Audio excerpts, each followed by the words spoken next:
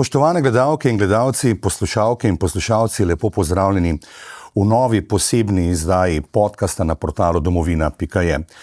Z vami sem Tomaž Cudr. Danes pa je z nami velikan, velik človek, ki je stal na čelu prve slovenske vlade v najbolj prelomnih, tveganih, a hkrati najveličastnejših trenutkih naše slovenske zgodovine.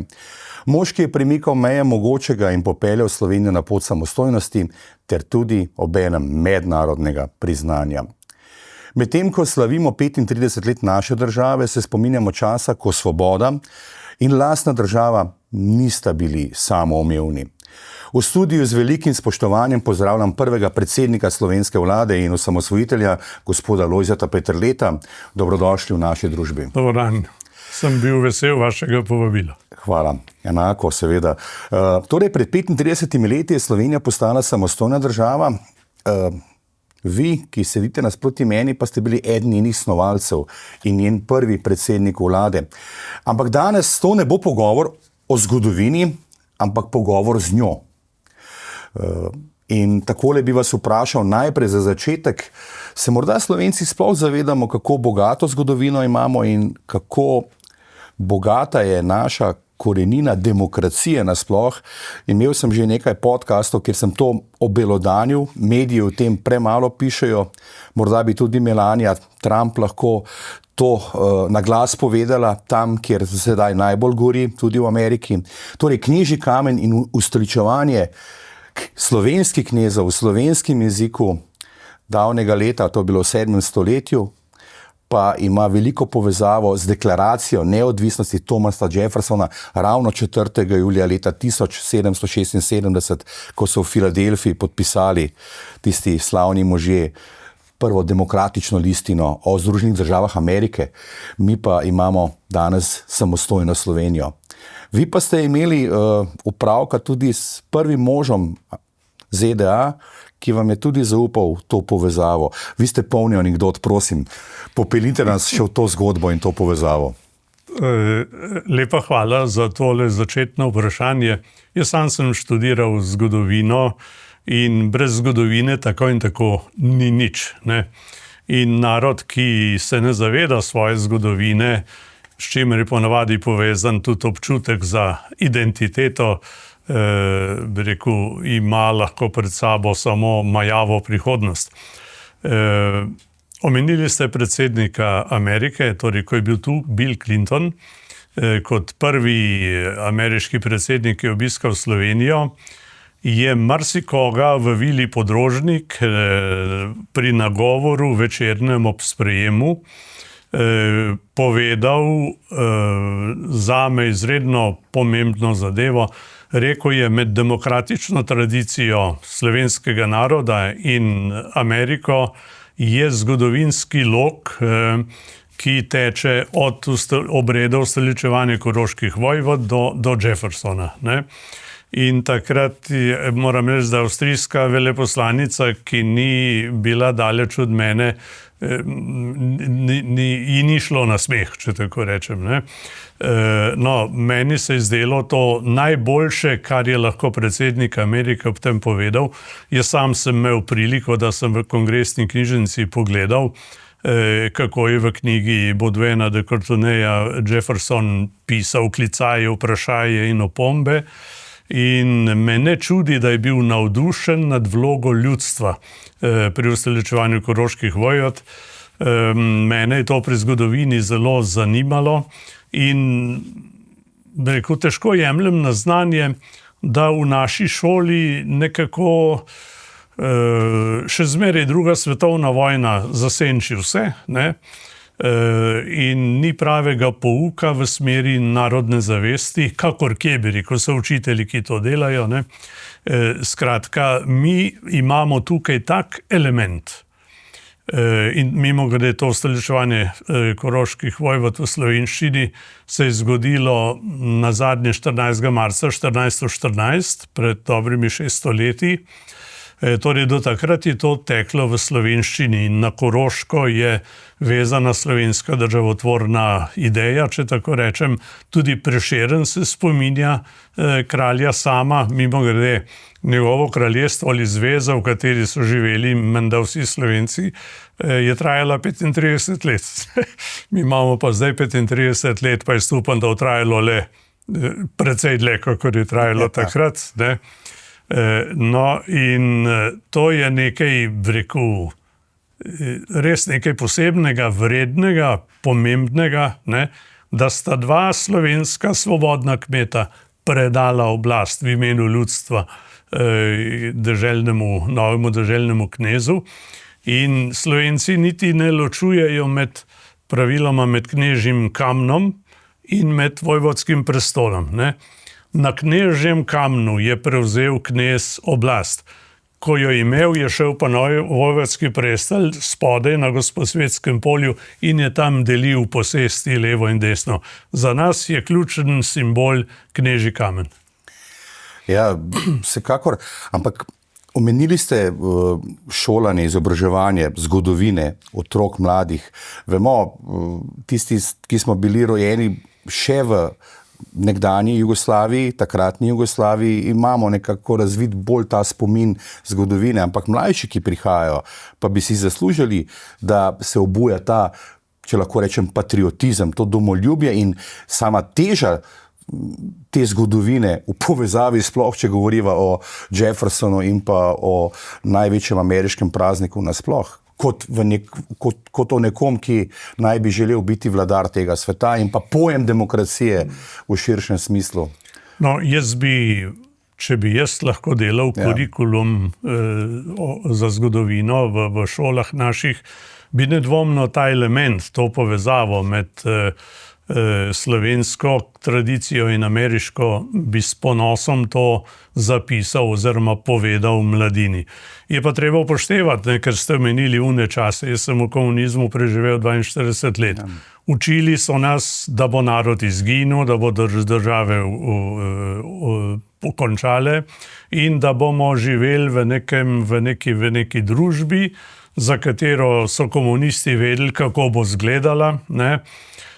Ampak te družbe nismo doživeli, ne. Tudi narodi niso izginili. Kardelj je precej v tej smeri razvijal svoje ideje, tudi države niso izginile, tudi v času globalizacije narodno ne izgine. Izgine tisti, ki ima šibke korenine, ki ga veter odnese, ne. V globalizaciji uspevajo tisti, ki imajo jasno identiteto. Kaj pa sama, če ostaneva še malce pri tej promociji tega velikega dejanja, ne, promociji Slovenije obenem, ne, kaj pa diplomacija v zadnjih letih, ne? Clinton je sam povedal, ne, to povezavo vlade, ki so bile pa nekako tudi dolgo časa kasneje Američanov ni bilo ravno dosti tukaj, ne, oziroma sploh ni bilo. Bi rad še nekaj, to je pa skoraj anekdotično povedal o Clintonu. Ja. Jaz sem bil zraven, ko je na odboru za zunanjo politiko je prišel in govoril, ne? In je tam za enega ameriškega državljana slovenskega porekla se je zavzel, da dobi nazaj, kar so mu ukradli z denacionalizacijo, ne? Samo enega je omenil, ampak gledajte, kako razume Amerika pravno državo. Predsednik Amerike je za enega državljana zahteval, da se upošteva njegovo dostojanstvo in njegovo imetje in tako naprej. Sem si takrat to prav zapisal, ne. Eden je dovolj, ne, pa zahtevamo pravico, ne. Tako da, drugače pa diplomati, mislim, da med diplomati se pa vendar malo več ve, ne. In mislim, da se v naših odnosih z Ameriko naši diplomati tega z veseljem poslužujejo. Kako pa recimo na bruseljskem parketu, če se smem tako izraziti, ker ste bili, če se ne motim, 15 let europoslanec, imeli ste stika z raznimi personami vseh nivojev družbe, se zavedajo, kako bogato zgodovino ima pravzaprav Slovenija? Lejte, nekateri zlasti specialisti se seveda zavedajo, ne. Lahko povem, da je bilo zanimivo, ko v Franciji 4 mesece Mitterrandov krog ni odgovarjal na prošnje, da se vidimo. In tudi, ko sem šel jaz na uradni obisk v Francijo, ekipe njegove nisem srečal, oziroma njega ne srečal, ker on je rekel, Jugoslavija bo končala samo over my dead body, ne, skratka, samo če jaz grem.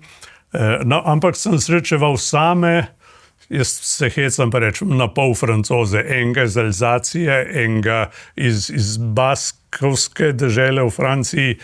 Ti ljudje so imeli pa občutek za nas, ne.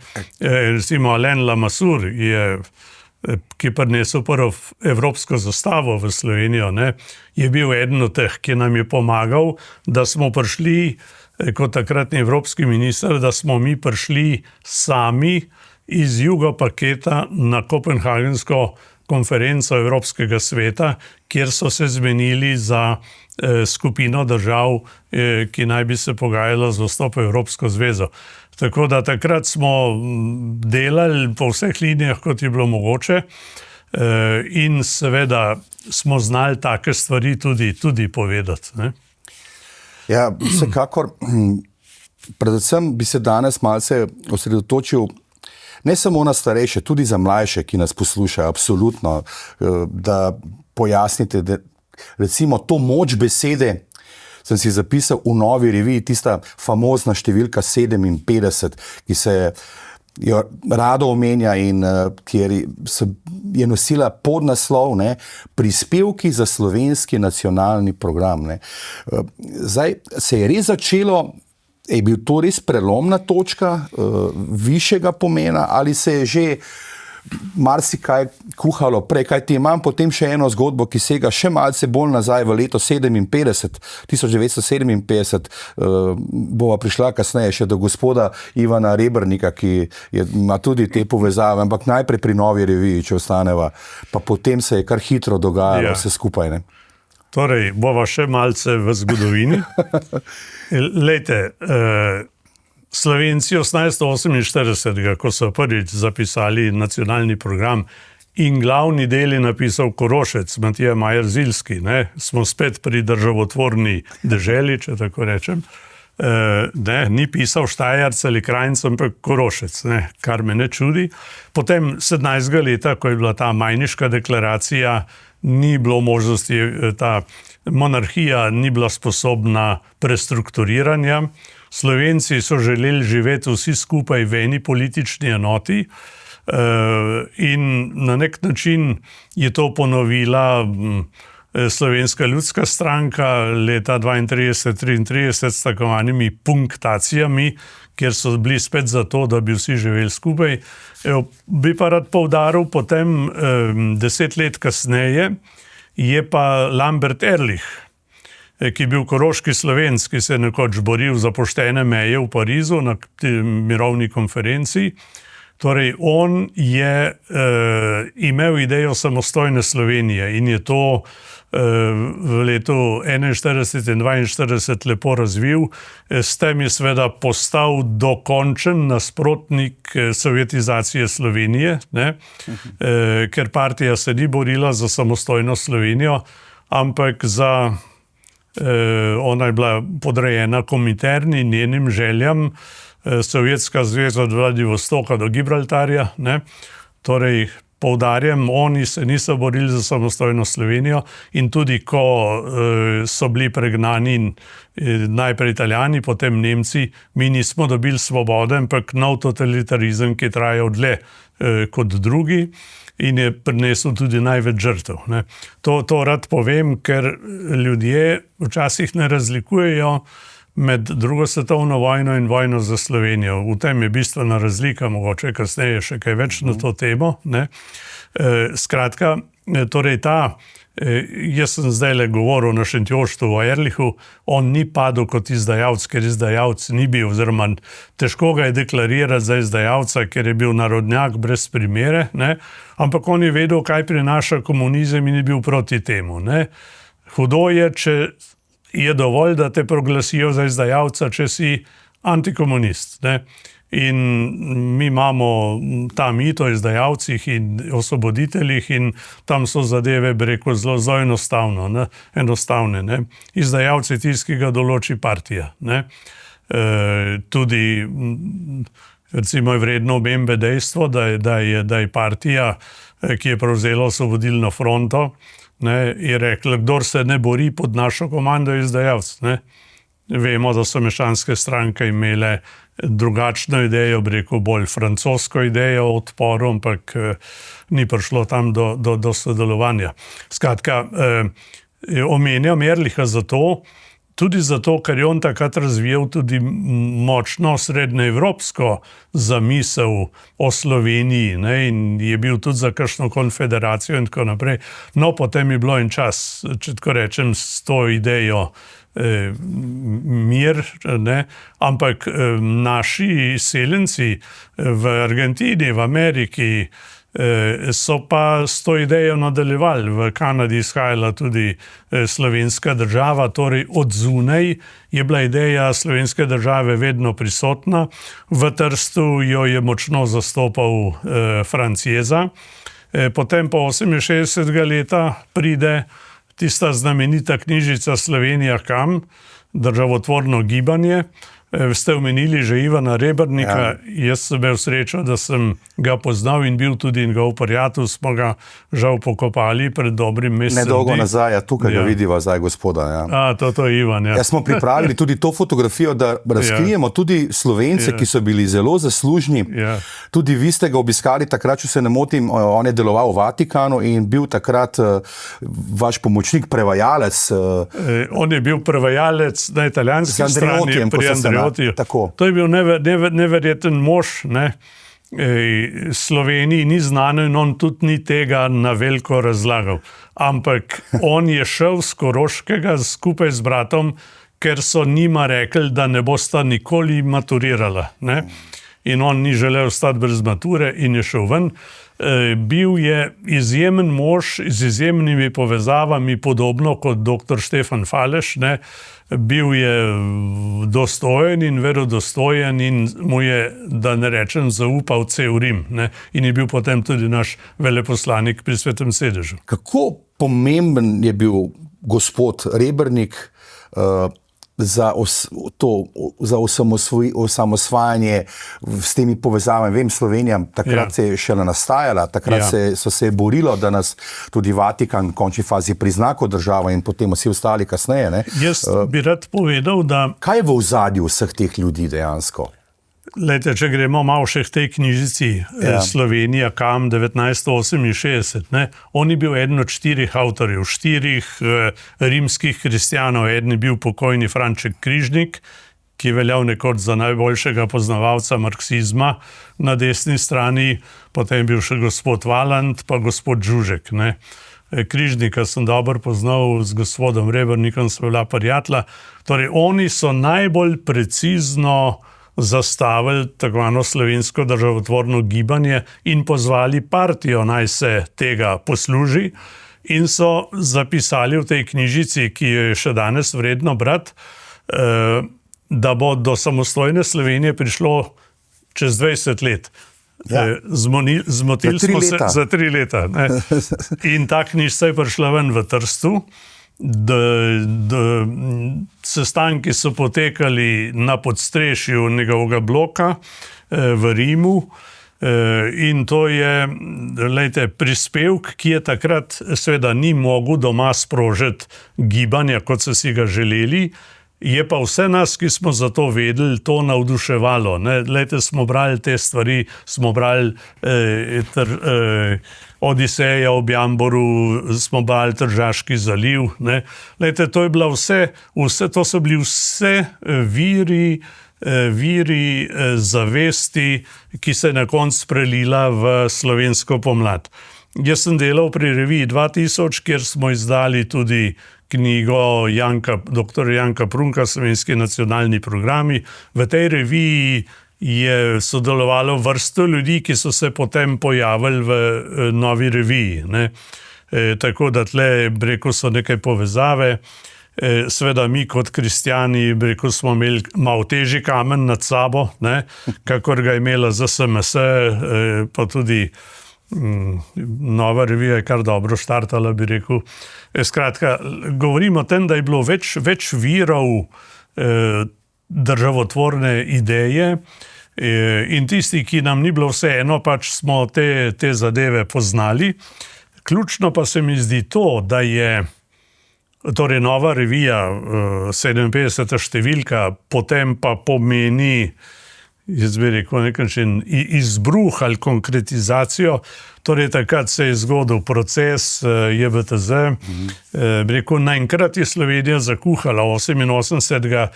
Ivan Oman že ustanovi SLS in potem to je bila prva lastovka pomladi v smislu strank. Jaz omenjam stranke zato, ker če ne bi mi ustanovili strank demokratičnih, se ne povezali v demos. 6 strank različnih, recimo danes želi tako ena leva stran osamosvojitev vezati izrazito na desnico, ampak Pučnikova stranka je po evropskih kriterijih bila leva, ne? Plutova stranka je bila tudi leva. Skratka, mi smo imeli cel šopek, cel nabor strank, 6 strank za isto stvar. Jaz se danes ne predstavljam, da bi se 6 slovenskih strank zmenile za karkoli. Ne? No, skoraj so se zdaj za to vlado, ampak vseeno. Tisto je bilo nekaj posebnega. Ne? In če ne bi mi političnega programa definirali, bi ostali pri izjavah, deklaracijah, dobrih željah in sanjah. Ne? Ja, saj tukaj je ravno Rebernik dejal, ne, da tista knjižica, govorimo o skupini Y, kakor so se imenovali, ne, tista knjižica Slovenija, kam iz leta 1968, pravi, da to ni bila nekakšna deklaracija, bila je projekt. Ja, projekt, ja. Ne, kako ste pa vi dejansko startali ta projekt osamosvajanja? Verjetno se je moralo precej skrivati, ne, v tistih časih, ko moja udba je imela kar dolge lovke, tudi spretne na nek način, ampak nekateri ste bili spretnejši. Bom šel spet malo nazaj v zgodovino. Na brucovanju zgodovinarjev, jaz sem šel študirati 67. leta, je nekdo tvegal vprašanje profesorjem Grafenauerju, Cvitru in Gestrinu, kaj mislijo o samostojni Sloveniji. Mislim, da so vsi trije malce prebledeli in rekli, to ni mogoče. Ne? Smo kar hitro opravili s tem vprašanjem, bi rekel. To omenjam zato, ker sem potem v vlogi predsednika države sprejemal veleposlanike in velika imena. En za drugim so rekli, ne sanjajte, bodite realisti, ne bo vam uspelo, proces državotvorni v Evropi zaključen. Ne, to je tudi Markovič rekel, ko je bil zadnjič v Sloveniji 12. junija, je prišel iz Amerike in rekel, niko vas neče podržati, nečete dobiti ni $1. Ne. Lejte, mi smo bili na dan 26. junija, ko smo proglasili državo, precej sami, ni bilo nobenih državnikov, so bili nekateri glavari iz Avstrije, nekateri prijatelji iz Italije, nobenega predsednika vlade, nobenega predsednika države, nobenega diplomata, nekaj vohunov. Ne? In evo, smo zvozili, ne? Ker ste vprašali, kako se je to. Jaz bi bil rad, kar se da pošten, ko gledam nazaj, kako se je to zgodilo. Ne? En tak kristalizacijski element je gotovo proces JBTZ, ne, ki je rezultiral v Odbor za človekove pravice, katerega član sem tudi bil, ne, ki pa ni hotel preiti v stranko. Igor Bavčar je takrat vodil to. Igor Bavčar je to vodil in je zelo dobro vodil. Igor Bavčarja sem poznal že prej po liniji varstva okolja, ker je bil tajnik tistega odbora pri SZDL. Jaz sem pa moral uradno sodelovati z njimi kot človek iz Zavoda za družbeno planiranje. Skratka, ta odbor se ni hotel preurediti v stranko, ampak so šle stranke po drugi poti in jaz bi rekel, karte so se nekako zlagale. En drug tak moment je Majniška deklaracija, kjer so se že 4 stranke podpisale pod njo, ne, in tam je bilo zapisano, hočemo živeti v suvereni državi slovenskega naroda. Vse so še druge točke, ampak ta je ta glavna. In to je bilo temeljno izhodišče za Demos. Ne. Mi smo na tej podlagi naredili potem program, se formalno uredili. Jaz sem bil 27. oktobra pri Ivanu Omanu, ki nas je povabil domov in smo se tam odločili za Demos. Ne. Potem je šlo to na uradne potrditve, na organe strank, potem smo se pa formalno s podpisi ustanovili na Strnenovi v Šiški. Kako je pa bilo z Jožetom Pučnikom? Kdaj ste nekako prišli prvič skupaj? Ja, Jože Pučnik, torej jaz ga nisem nikoli videl, takrat, ki je bil zaprt par kilometrov stran od moje vasi na Dobu, kjer je večino časa preživel v samici. Torej, da se ne spomnim natančno, enkrat sem šel Jožeta Pučnika z avtom iskat na Brnik, da smo imeli potem eno srečanje na Primorskem v Zaloščah. On je nekaj časa je prihajal domov, če tako rečem, je živel malo v Nemčiji, malo tukaj, od nekega trenutka pa se je vrnil v Slovenijo in on je, torej moram reči, so omenil tisti sestanek pri Omanu. Ja. Takrat sta bili 2 ideji, da bi Demos vodil Oman kot začetnik pomladi, če tako rečem politične, pa je Oman rekel, da ne bi, potem je padlo ime Pučnik in smo njega sprejeli, z Ruplom sva postala pa podpredsednika kasneje. Ne. Torej, Jože Pučnik je bil ena, jaz rečem, temu tektonska osebnost. Ne. On je znal v kritičnem trenutku povedati ta prave stvari, delovati povezovalno, nikoli ni mislil najprej nase, mislil je na Slovenijo, mislil je na projekt, vsi skupaj pa nismo nikoli mislili na plan B. Mi plana B nismo imeli. Ja. Torej, tudi ta profil njegov kaže, bi rekel, odločnega človeka. Ne? Torej, on je bil v tej prvi rundi, jaz bi rekel, enkraten, zdaj konec Demosa, o koncu Demosa imamo pa različne poglede. Ja. On je, mislim, da je prehiter vzel na znanje, da ni več večine, da se je treba razpustiti. Ne? To nam marsikdo ni oprostil, ne? In smo imeli kar nekaj abstinence. Sinom, ja, ga poznam tudi, ja. Ne, Jože Pučnik je zame svetla osebnost, so ga pa na koncu po mednarodni liniji prijemali, da prepušča preveč iniciative krščanskim demokratom. Ko ste prej omenili druge stike, lejte, jaz sem 9-krat srečal Janeza Pavla II. In ko sva se videla na Brdu na sprejemu, kamor po slovenski strani nisem mogel, ne, mene so izločili, ampak pa je Vatikan rekel, da želi imeti ljudi, ki so vitezi reda piano, in jaz sem eden od 4, tako da sem po vatikanski liniji lahko stisnil roko papežu in on se je začel smejati, ko me je zagledal. Je rekel, se spomniš, je rekel po italijansko, ko si prišel k meni v Castel Gandolfo, se je vse skupaj začelo. Tam smo imeli pogovor, tako rekoč na 4 oči, s prevajalcem, ne? In Janezu Pavlu II. Ni bilo treba razlagati, zakaj dan gre, ker je doživel 2 totalitarizma, nacizem in komunizem, in je bil naš iskren podpornik v duhu vrednot, ki jih je pač zastopala cerkev, človekove pravice, dostojanstvo, pravico do samoodločbe. Torej, Vatikan je odigral zelo pozitivno vlogo in nas priznal tudi 2 dni prej kot Evropska zveza, kar je bil, Angleži bi rekli, push, ne, je bil ene vrste pritisk. Pa tudi 2-krat je obiskal Slovenijo, konec koncev, ne? Ja, zdaj to pa ni anekdota, ampak ali pa nek način. Rad bi izkoristil priložnost, kajti... Ja, torej on je bil tukaj ravno na svoj rojstni dan, ne? In v Postojni so tam mu peli mladina Happy Birthday, ne? Vse najboljše. In on je rekel, voi non siete americani, je rekel, saj niste Amerikanci. Lejte, papež nas je moral spomniti, kdo smo. In pol so takoj preskočili na slovenščino.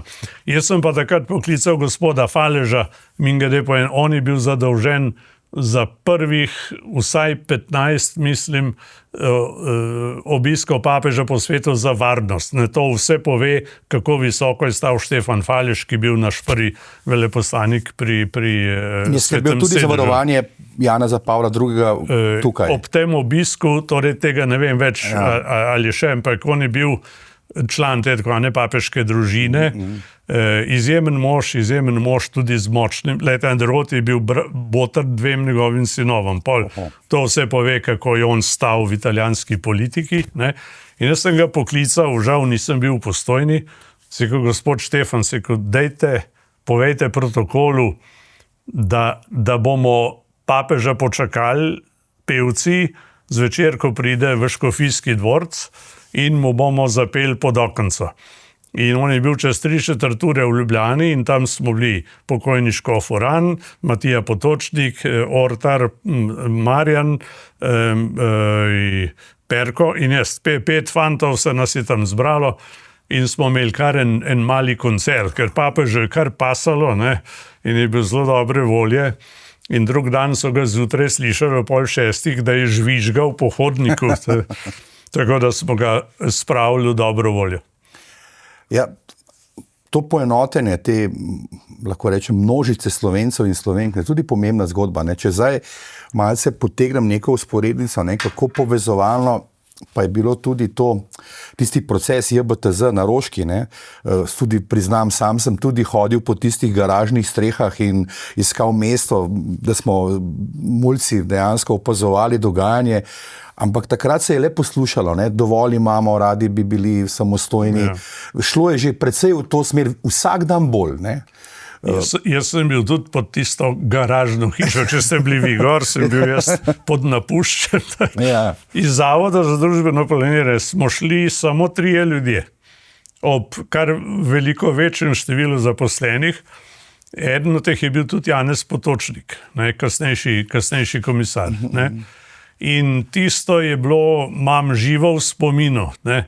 Ko je prišel ven Janez Janša iz zapora in se na tisto vrnjak povzpel, je rekel, lepo vas je videti. Ja. Ivan Borštner je pa rekel, jaz bratje pa vem za domovino. To je bilo tako močno, bi rekel, on je nastopil s Cankarjem. Ne? No in lejte, to je en trenutek, ki je krepil razvoj zavesti v pravi smeri. Zdaj pa imam tukaj en datum, 28. april 1991, tako imenovani sestanek na Račjem otoku. Blizu je tudi Brdo, protokolarni objekt, bojda je bil ta kraj izbran tudi zaradi tega, da ne bi bil nekoliko bolj varen, kar se tiče možnosti vohunjenja in tako naprej. Ampak kako skrita je bila ta operacija in ta sestanek? Vemo, da je Udba oziroma te vohunske službe so takrat ne vedele, ne, verjetno, kaj se dogaja, ali pač je bilo vse tako malce bolj v šifrah dogovarjano. Mi smo imeli tam v eni hišci pri Račjem otoku prve sestanke, tako imenovane koordinacije priprav na osamosvojitev, ki jo je v drugem delu vodil Igor Bavčar, ker je bilo največ zadev, ki jih je bilo treba koordinirati, bilo iz njegovega oziroma obrambnega področja. No in ta 28. štrli iz zgodovinskega spomina, ker takrat je padla zadnja ključna politična odločitev. Nam je bilo povedano, oziroma vlada je povedala, kje smo, diagnoza je bila jasna in potem je bil vsak vprašan, 6 predsednikov Demosa, ali si pripravljen iti do konca. Ja. In 6 nas predsednikov je reklo, gremo do konca. Ne? To je bil, za nas od takrat naprej ni bilo vrnitve, v zraku je že dišalo po svincu, če tako rečem. Ja. Ne? In jaz sem izredno vesel, da smo zmogli to enotnost, ki tako rekoč ni dolgo trajala, ampak ta glavne stvari smo potem zvozili uspešno, dokazali svetu, da smo sposobni tudi obrambe. In Tisti 28. ima tudi obeležje na Brdu pri Račjem otoku. Ne. Tako da to je ena taka ključna točka, drugo je Poljče. Zanimivo, ne? 28. april, 27. je pa nek drug datum. Ne? Nek drug datum, na katerega se ni nič zgodilo. Ja. Na ta pa se je, ne? Na ta pa se je, ja, ker 27. ni bila ustanovljena osvobodilna fronta, pa en dan prej tudi ne. To je zanimivo, kako se to še vedno skriva. Ne? Recimo, če greste v rezidenco nemškega veleposlanika, to je zanimivo. Prosim, imava čas, imava. Da so Nemci kupili Vidmarjevo vilo. Ne? Ne, to je en mali zgodovinska ironija, bi temu rekel. Ne? In če greste tja, boste videli, da spredaj je spomenik 27. V hiši pa piše razlaga, ki ne vem, kdo je prispeval Nemcem, da se je OF ustanovila en dan prej. Ne? Vemo pa, da je bila takrat ustanovljena protiimperialistična fronta, se pravi, da je bila takrat slovenska partija zavezana Kominterni in sporazumu Ribbentrop-Molotov. Skratka, slovenska partija je tako rekoč podprla tudi delitev Poljske. In ko pri nas govorijo v letu 1939, praviloma mediji povedo samo, da je Hitler napadel Poljsko. Ne povedo pa, da jo je Stalin par dni kasneje tudi, pa Katin, pa vse te zadeve. Lejte, to je vprašanje ignorance. Ne? V zgodovini ni ključno, včasih je bolj pomembno to, česa nočeš povedati, kot to, kar poveš nalašč narobe. Ja. Zdaj, jaz sem tukaj si pripravil nekaj zapiskov, kajti sem rekel, da vas vprašam. Ne? Tukaj piše, dr. France Bučar je takrat, 28. aprila leta 1991, večkrat ponavljam, da nam ostane malce bolj v spominu, nepopustljivo, kar dvakrat trdo udaril po mizi in vprašal, se dejansko hočemo osamosvojiti ali ne. Potem pa citiram, še nadaljeval, gremo naprej ali ne, v tistem svojem energičnem slogu, kako se ga spomnim še iz... Kanede. Tako.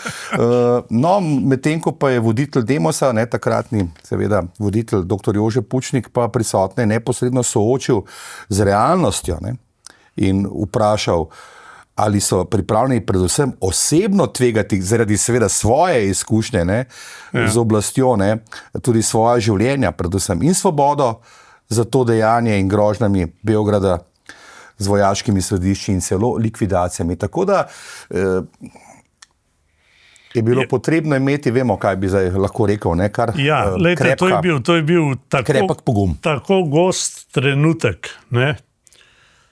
ko se je bilo treba res odločiti. Kot sem rekel, nismo imeli plana B. Plan B bi bil, da smo pogrešani, ker vojska je imela lokacije, vojska je imela načrt, vojska je imela spiske, hotela je prevzeti.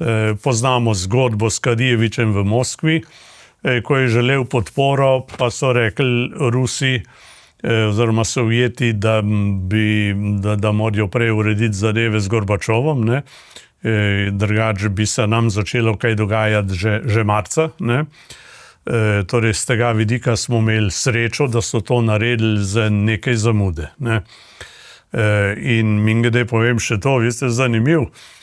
Ultimat iz Beograda ga niso poslali vrhovnemu poveljniku Kučanu, ga niso poslali protokolarno drugemu človeku Slovenije, Francetu Bučarju, poslali so ga meni kot predsedniku vlade. To so bile take trde besede. Pa vsak odpor bo zlomljen, pa tako naprej smo brali na letakih.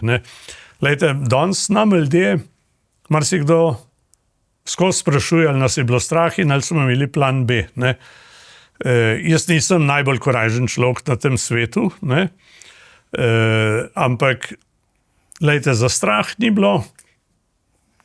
bilo časa. Mene je bilo samo enkrat strah za kratek čas, ko je eksplodiralo nekaj, smo slišali, kot da je padlo vladno poslopje, takrat, ko je letel ta helikopter. In nismo vedeli, kdo je koga zadev. Ta gazela, ki je pristala v Rožni dolini. Takrat je bil štab še pod mojo pisarno v vladni palači. Ne? In potem je bilo kmalu jasno, kaj se je zgodilo. Žal je umrl slovenski pilot. Žal je umrl, ampak mi nismo streljali na Merlaka, ampak na sovražni helikopter. To je razlika. Mi nismo želeli zbiti Merlaka, ki se je menda celo pogovarjal, da bi prišel. Zakaj ni prišel, ne vem. Ne? Ampak takrat je bilo pa to zelo izzivalno voziti se mimo vlade in predsedstva tjale. Ker so zgoraj seveda čakali vsi z... In pri nas je bila že odobrena uporaba ognja. Ne? In mislim, da je največ pa je prispeval k razmišljanju v Beogradu, je prispevala sestrelitev helikopterja na Igu. Takrat je Jugo armada videla, da imamo nekaj v rokah. Ne? In je tista raketa prijela. Ne? Gospod Peterle, ko smo ravno pri teh vojaških zgodbah, teh vojnih dogodkih, ne, tanki in tako naprej, ampak sam sem tudi izvedel, da smo imeli tudi Slovenci določene ljudi v vrstah jugoslovanske armade, konkretno na Vrhniki, pa tudi še kje druge, ki so odigrali zelo pomembno vlogo pri neaktivaciji določenega orožja in pa, da so morda malce bremzali po domače rečeno neke stvari, da so tudi bili zelo pomembni, da morda ni eskaliralo nekaj v kaj več. Glede žrtev, recimo tudi. Glede žrtev bi najprej rekel, da sem zelo ponosen, da jih je bilo tako malo. Mi bi lahko imeli 1000 žrtev prvi dan. Mi smo vzeli elektriko, vzeli vodo, takrat ni bilo telefonije take, ljudje so bili brez komunikacije, zgodilo se je nekaj samomorov, ker so stražarji sam čakali, kdaj se bo začelo, ne? Oni so čutili svinc v zraku, ne? Torej, to je bil šok mi smo kasarne obkolili in, kot sem rekel, vzeli vodo in elektriko. Ne? In potem, torej, mi smo imeli, mislim, da čez 6000 zajetih relativno kmalu, kdo je tudi dezertiral. Ne? Mimogrede povem, da vojakom niso povedali, zakaj gre. Jaz sem obiskal ranjene vojake v kliničnem centru, sem rekel, kaj so vam pa povedali komandanti, ko ste šli v tanke. So rekli, sovražnik je napadel Jugoslavijo z severa in zahoda. Ne? To je bila zmeraj predpostavka vojaških vaj, da nas bodo napadli z zahoda in severa, in so rekli, gremo braniti Jugoslavijo. Ne? Ne, v bistvu so napadli Slovenijo, ampak njim so rekli, da branijo Jugoslavijo. Ne, to je bilo pač eno od značilnih zavajanj, če tako rečem. Ne. Vas smem vprašati, sem razmišljal danes kar precej časa, ali vas naj to vprašam ali ne, pa da me ne bo predvsem slovenski narod narobe zastopil. Ne. Zakaj je trajalo res samo 10 dni? Jaz na to vprašanje ponavadi odgovorim tako. Marsikdo se vpraša, ne, glede na to, kaj se je kasneje dogajalo, ne vemo, na Hrvaškem in oziroma na Bosni, ampak za vlado, ki je prevzela... Da smo srečno odnesli nekako, no? Za vlado, ki so imel čast voditi, je ta vojna trajala od 16. maja naprej. Na dan izvolitve moje vlade so večino orožja pobrali Slovenski teritorialni obrambi, nekateri so, hvala Bogu, vse temu uprli in ni šlo vse orožje v vojašnice, ne? Večina pa je šla in večino tega smo dobili potem nazaj, ko smo osvojili skladišče na Vrhniki. Ta zgodba pa je malo anekdotična, ne? Tam se je stvar, brez kakšne posebne notranje podpore, bi rekel, tam je Krkovičeva ekipa zadevo speljala tako, da... Tone Krkovič. Ja, Tone Krkovič, ne, da oni, lahko bi rekel, so pili kavo, pa niso vedeli, da orožje ven vozimo, ne. To je bilo narejeno, bi rekel, To je hollywoodska zgodba. Ne? V Ameriki bi naredili že kakšno nadaljevanko iz tega. Ne? In brez žrtve, lejte, brez žrtve smo spraznili tako rekoč ta glavno skladišče in takrat smo izenačili se v orožju. In tam je bila večina tega orožja, ki so ga pobrali teritorialni obrambi, uskladiščena. No, ja, zdaj, ampak grem nazaj na, lejte, 15. maja, en dan pred izvolitvijo Demosove vlade, sta dva slovenska generala podpisala ukaz o odvzemu ali premestitvi orožja, kar je pomenilo razorožitev. Meni tega vrhovni poveljnik ni povedal, pa tudi ne general Hočevar, pa tudi ne general Ožbolt, pa sem bil že mandatar oziroma predsednik vlade. Ne? Skratka, nekateri so vedeli, kaj se pripravlja, in potem je predsedstvo kar nekaj časa rabilo, da je nastopilo proti. Ne? Mi smo se takrat čudili, da je to trajalo dlje, kot se nam je zdelo prav. No, in mi smo to razumeli kot vojno napoved. Mi smo se napotili v osamosvojitev praznih rok. Ne, in smo začeli naslednji dan priprave na obrambo, jih poverili Tonetu Krkoviču in pod različnimi imeni se je potem pripravilo to, kar je na koncu formalno postalo manevrska struktura narodne zaščite na podlagi zakona. V bistvu je bila pa to Slovenska vojska, ki sem jo jaz na postroju v Kočevju 17. decembra tako tudi pozdravil, ko sem rekel, zadišalo mi je po Slovenski vojski. Gre to za enoto RIS, ki je potem tam tudi delovala? Lejte, to so bili ljudje, eni pravijo 30. razvojna skupina in tako naprej. Iz tega je nastalo potem jedro Morisa. Morisa, specialna brigada. Specialna brigada, ne. To moštvo je zbral skupaj Tone Krkovič, ne? In to je bilo, jaz bi rekel, ne vem, ali bi raj rekel tvegano ali korajžno dejanje, ampak mi smo želeli en teden pred plebiscitom ljudem našim dati vedeti,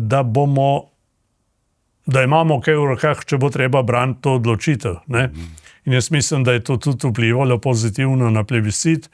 Predsednik predsedstva in vrhovni poveljnik pa ni želel govoriti na postroju, tako da Janša takrat mene poklical in rekel, Kučan noče govoriti, a bi ti govoril. In meni se je kar film zavrtel v trenutku in se je čakajte, lete tle, ti ljudje bodo vse tvegali tam, ne more en tretji kategornik pozdravljati tega postroja in jaz sem rekel, grem in sem govoril. Kako bi vi lahko nam zaupali to zgodbo kako upletena sta bila v to osamosvajanje, sploh gospod dr. Janez Drnovšek in pa Milan Kučan, glede na to, da ko raziskuješ, ko bereš, naletiš na marsikatero zgodbo, ki priča o tem, da nista bila najbolj navdušena nad vso to zgodbo, ampak da sta bili vzadaj predvsem drugačni interesi, o katerih pa seveda lahko govoriva še malce kasneje.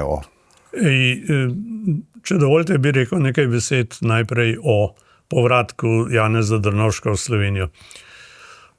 On je ostal, če tako rečem, na suhem, ne? In ni imel niti ene pisarne, ko je zaključil v Beogradu, in potem sem mu jaz omogočil sobo v vladni hiši, eno nadstropje više, nad mano je bil in sva se sem in tja kaj pogovarjala.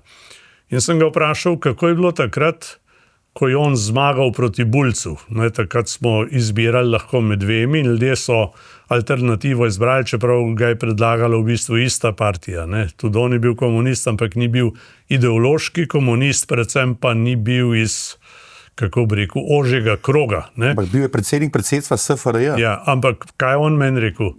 Ti, kako je pa CK reagiral na tvojo izvolitev? Je rekel, en mesec me s CK-ja ni nihče poklical. En mesec. To je tudi v svoji knjigi napisal. To vse pove, kako je bilo. Ne?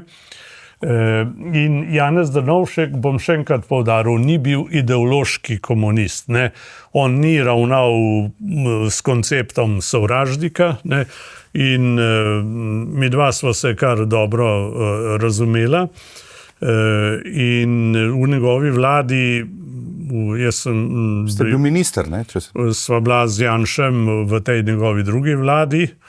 In smo marsikaj lahko vendar naredili v duhu pomladi. Ne? Kasneje se je ta, bi rekel, model nekako ni bil več mogoč. Ne?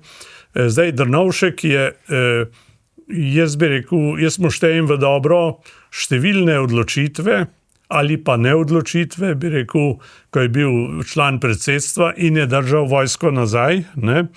In je bil zelo dober v poslovniških fintah, ne, da se o nečem ni odločalo, če je ta manjkal ali manjkal in tako naprej. Enkrat vem, da je z Amerike priletel nazaj na hitro. Skratka, on je v Beogradu odbijal napade na Slovenijo, če tako rečem. V finalu pa je on tisti, ki je uporabil svoje zveze za dogovor, da odide Jugoarmada iz Slovenije. Ne. Mingede povem, da je pred nedavnim hrvaška televizija 1 v eni oddaj dala ven nenavadno razlago, da je prišel Marković 30. junija v Slovenijo, se dobil z menoj in da so se zmenila, da gre Jugoarmada iz Slovenije. Ne. Torej, to je čisti izmislek, ne. In upam, da bo vlada na to še reagirala. Skratka, to je bil Drnovšek, ne, ki je imel tudi dober ugled po svetu. Ne. Druga stvar je s Kučanom. Kučan je s to njegovo izjavo, da to ni bila intimna opcija njegova. Jaz mu štejem v dobro, da je to pošteno povedal, ne samo enkrat. Ne.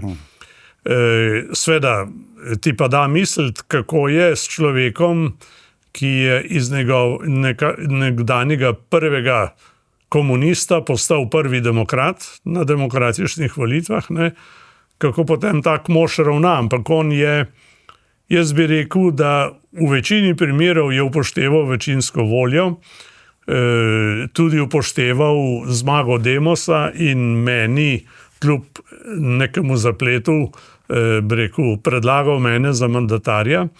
V nekaterih zgodbah se je držal tako, kot da bil član Demosa, bi rekel, dobro se je držal tudi na Brionih, ker smo mu kot protokolarno najvišjemu, bi rekel, smo se zmenili, da on vodi delegacijo. Jaz sem ga celo branil potem v parlamentu, ko ga je nekdo iz Demosa napadel. Ne? Tako da, ampak če bi vzel povzetek, jaz sem mislil, da bo Kučan, da se bo bolj obrnil v smeri osamosvojitve, ampak je ostal v bistvu vojak revolucije. Ampak mandatar ni bil pa nikoli, ne? Ne. Zanimivo. Še to izjavo, tudi sam sem si v živo zelo zapomnil, ko je gospod Janez Drnovšek imel v državnem zboru tisti svoj famozni govor, ko je na koncu dejal, še stepli se boste za moje nasledstvo. Pa še prav je imel. Ne. Ko zdaj gledamo, kaj se dogaja z vsemi temi strankami in temi sateliti, ki so na novo ustanovljeni zaradi domnevne kraje glasov, ali kako bi se temu reklo, ne, pa je bil zelo daljnoviden, ne. Oziroma je vedel, kakšni principi delovanja obstajajo. On je imel, jaz bi še to dodal, en poseben značaj. On je delal politiko tudi tako, da je ni delal. Ne?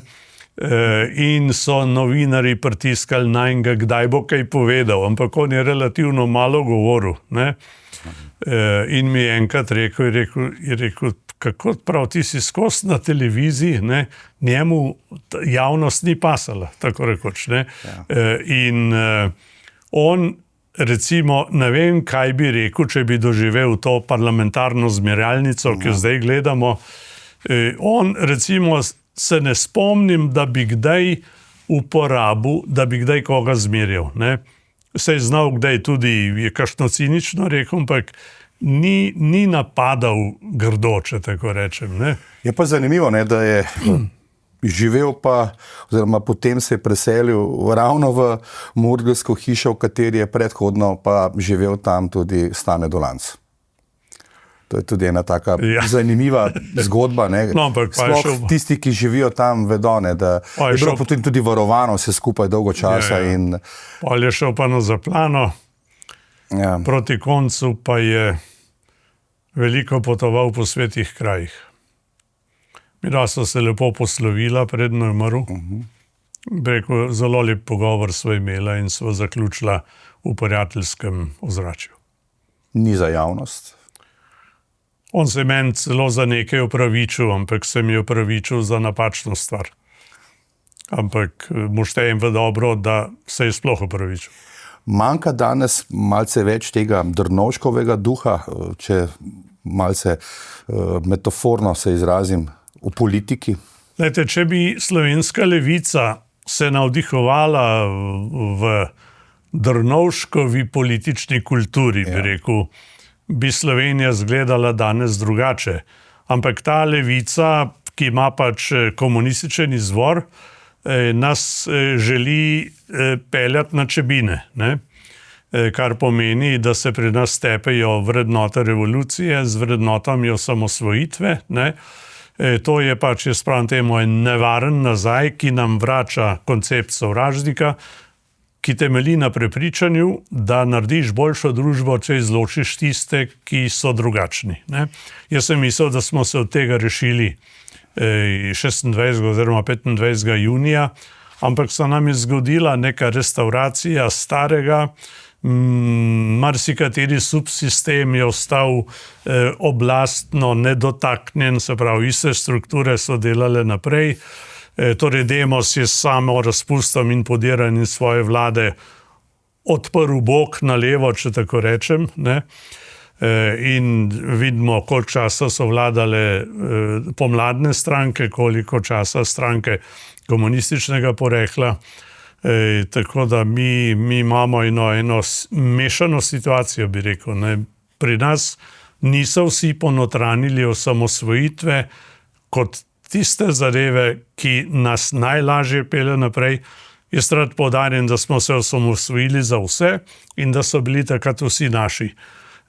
Plebiscit je bil enkratno dejstvo, ki govori o enotnosti na ljudski ravni, na politični ravni pa te enotnosti jaz praviloma nisem čutil. Še tole srečanje z Borisom Jelcinom maja 1991 je bilo tudi zanimivo, kajti bojda je takrat že sam Boris Jelcin dejal, da tudi Rusija razpada oziroma bo kaj kmalu šla svoja pota z razpadom velike Sovjetske zveze. Tisto srečanje z Jelcinom spomladi in z gospodom Ruplom ste bili 91, ja, je bil Rupel, je bil z menoj. Mi smo srečali treznega Jelcina. In jaz znam rusko, ne, in je rekel, mi ruski je, mi njet sovjetski je Srbi. Ne. Je rekel, on ni nikoli sprejel Miloševiča. Miloševič se je zelo trudil, da bi ga srečal in Miloševič je bil za Jelcina slab zgled. Če tudi uporabil pravoslavno karto, mi pa vi, ne, in tako naprej, mi Srbi in vi Rusi, ne, ampak Jelcin na to ni prijel. Ne. In ni imel takega koncepta, ne, kot ga je imel Miloševič z idejo velike Srbije. Ne? Tako da mi dva smo imela z Jelcinom čudovit pogovor, potem še s predsednikom vlade Silajevim, ki je kasneje bil veleposlanik Rusije v Bruslju, ker smo se tudi kdaj videla. Torej, jaz sem šel olajšan iz Moskve. Pa še za par podjetij smo minglede uredili, da so dobili plačano, ker so plačila zaostajala. Takrat se je dal pogovarjati tako, kot se je pač treba pogovarjati. Ampak s treznim Jelcinom, ne? Ja, ne, res, mislim, mene takrat presenetil in tam sva se dobila v parlamentu in tam v parlamentu, torej enkrat ni uporabil besede socializem, komunizem, ideologija, v parlamentu je bila pa razstava ruske cerkvene umetnosti. Bi rekel, je res izgledalo malce drugače. Sem pa kasneje tudi imel priliko govoriti s Putinom in tako naprej. Kakšen pa je bil vaš občutek, ko ste ravno omenili Putina, da ste imeli priložnost biti ob njem oziroma govoriti z njim, glede na to, da deluje res zelo surovo, grobo, tipično vnom? Bom povedal to, če Tipsko rusko, ne? Mislim, da v nobenem mediju še nisem povedal. Jaz sem bil podpredsednik Evropske ljudske stranke neko dobo in kot tak sem šel s predsednikom Evropske ljudske stranke Wilfriedom Martensom, 3-kratnim predsednikom belgijske vlade, na ustoličenje novega patriarha, ki sem ga poznal z Vršiča, kamer je prišel kot zunanji minister Evropske Rusije, no, ja. Že Rusije, ne. In sva vzpostavila takrat lep odnos in bili smo skupaj s Putinom pri tej maši ustoličitveni, ne. Pa sva šla pa z Martensom k Putinu, smo imeli 1,5 dolg pogovor, ne. In takrat je mene presenetil in Martensa, seveda, Putin je 3-krat vprašal, kako bi njegova stranka Jedina je Rusija postala članica Evropske ljudske stranke. Martens je bil mrtvo hladen ko riba, ne, in je rekel, vi pošljite vlogo, mi bomo pa potem pogledali, če res delimo iste vrednote in principe. Ampak je 3-krat vprašal. Ne? To je danes globoka izjava. Tako da jaz bi rekel, da je bila prilika, če bi taktično malo drugače obnašali se v vrhu Evropske ljudske stranke, prilika, da bi Putina, rekel, nekako potegnili v ta krog. Ne? Torej, tisto se je meni zdelo resno. Takrat smo govorili tudi o energetiki, ne? In Martens je rekel, ja, pa mi bi radi tak in tak odnos, ne? Je rekel, Putin je bil zelo tak stvaren. Je rekel, lejte, če bi govorili z enim glasom, je rekel, bi se lahko tako pogovarjali, rekel, ker pa niste enotni. Je rekel, se moram jaz z Bolgari, z Madžari, z Berlusconijem, z Nemci, z vsakim pogovarjati posebej, ne. Je rekel, jaz bi raj videl, da imate enotno energetsko politiko, ne. Povem pa še nekaj, kako je to izgledalo, ne. Mene je nekdo iz Nemčije, en princ iz ene plemiške družine, ki so ji Rusi pobrali vso keramiko, ki je zvedel, da grem jaz v Moskvo. Me je prosil, naj Putinu rečem, kako bi oni kaj nazaj dobili. In jaz sem pol Putina si rekel, gospod predsednika, lahko mi dva sva stopila, pol malo da stran, ne, a vas lahko nekaj vprašam. Si rekel, poznam človeka in sem mu razložil to zgodbo in rekel, naj mi pošlje e-mail. Ne. Pa ne vem pol, a so kaj rešili ali ne, ampak glejte, včasih se da tudi kaj zmeniti, no. Ja, se v tej zgodbi Rusije pa padcu Berlinskega zidu in po tem razpadu Sovjetske zveze vezano tudi na NATO in zgodbo naprej bi lahko imela posebej oddajo, ampak danes je govora o Sloveniji. To me še zanima, ne? Omenjala se je tudi ilustracija in ali je bilo praktično možno dejansko presekati to rdečo popkovino in štartati dejansko res z novim rojstvom. Bom povedal, zakaj ni bilo mogoče. Jaz nisem bil maršal Tito, ki bi Rankoviću naročil to ali ono, recimo, ne. Mi smo imeli demokracijo, v kateri se take stvari urejajo z zakoni. Če bi mi začeli, recimo, bom začel z zakonom o vladi. Recimo, da bi imel eno idejo, da ukinemo ministrstvo za borce. Mi bi se še danes pogovarjali, ali ga bomo, ali ga ne bomo. Ne? Mi smo prevzeli zakon o vladi s 27 ministri. Sem vodil mali parlament, če tako rečem, ki je bil bolj enoten kot katerakoli vlade za nami. Ne?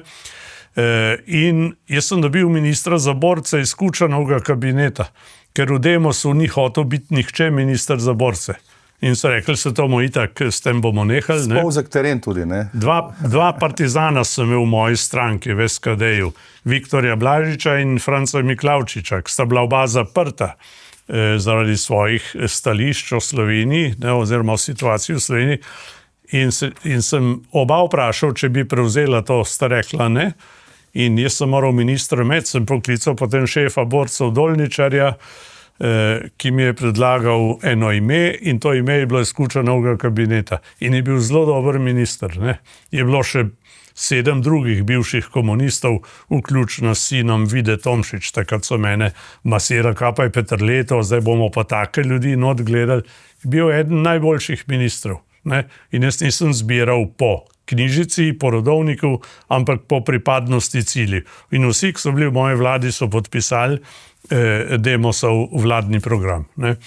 To je bilo to. Zdaj, ilustracija. No. Namreč, če bi mi smo se, bom povedal, kako je bilo na predsedstvo Demosa, kjer so bili Pučnik, Bučar, Bavčar, Janšar, Spomenka, Rupel, jaz.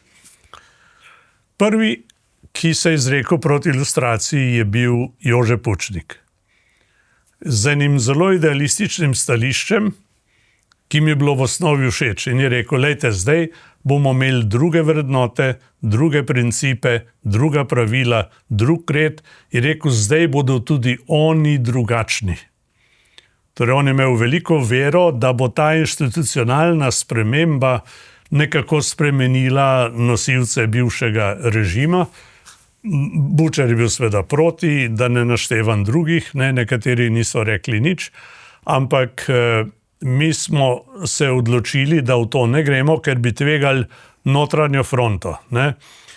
Nam bi se lahko zgodilo, lejte to, da ni bila to opcija predsedstva Kučana, ne, pomeni, da še koga drugega opcija ni bila samostojna Slovenija. Ne? In če bi mi dobili notranjo fronto, pa da eni potegnejo z Beogradom, ne? In v Sloveniji je bila med partijo močna, jaz pravim temu, linija realistov, ki niso verjeli, da se da to narediti. Oni so poznali kos, poznali so moč partije, moč vojske in tako naprej. Oni so se nam posmehovali, ne samo podcenjevali. Ne? Njim je šlo na smeh, ko smo mi govorili o osamosvojitvi. Ne? Smo jih, hvala Bogu, presenetili. Celo bi rekel, da sem jim hvaležen, da so nas tako podcenjevali. Ne? Saj ta moj stavek je že malce znan. Ne? Takrat, ko je Markovič opozicijo prepričeval, naj preprečijo proglasitev samostojnosti, ne? Je med drugim nekdo rekel, sam malo počakamo, saj ni treba veliko delati, je rekel, malo počakamo, da bo zaropotal, pol bomo pa videli. No, pol je pa zaropotal, pa so videli. Ne? Torej, mi smo bili, hvala Bogu, pripravljeni. V Poljčah 6 mesecev prej še nismo bili. 26. junija smo pa bili in smo dokazali, da smo bili pripravljeni. V tem je velika zgodba osamosvojitve. Mi bi imeli lahko 100% rezultat na plebiscitu, pa bi še zmeraj ostali pri sanjah, če ne bi sposobni obrambe. Ja, doživeli smo pa nov dan. Pa glede to sem te tedni večkrat komentiral. Ampak, če smem biti iskren do publike, ki naj posluša, z gospodom Lojzetom Peterletom sva se nekaj let nazaj, še pred covidom, srečala in sva imela, ravno sem gospoda Peterleta vprašal in smo se malce potem poigravali, ne, s to tezo, ne, z izjavo gospoda Milana Kučana, ne, danes so dovoljene sanje, jutri je nov dan, in smo imeli potem kar nekaj verzij, ne, kaj pomeni ta nov dan in kaj pomenijo sanje. Ne. To so ljudje razumeli različno, večina pa napačno, se mi zdi. Ne. Ja. Jaz sem najprej se mi zdela izjava kakor v redu, ne? Ampak pa sem pa še tisti večer si rekel, čak, on ni rekel, jutri bomo svobodni, jutri se nam zarja odpre, jutri smo suvereni, ko vre, ne? On je sam rekel, jutri bo nov dan. In to, pa če to še kombiniramo s prvim delom, danes so dovoljne sanje, on je v bistvu povedal, jutri bo to padlo po nas. Ne? To je razlaga teh besed. Ne?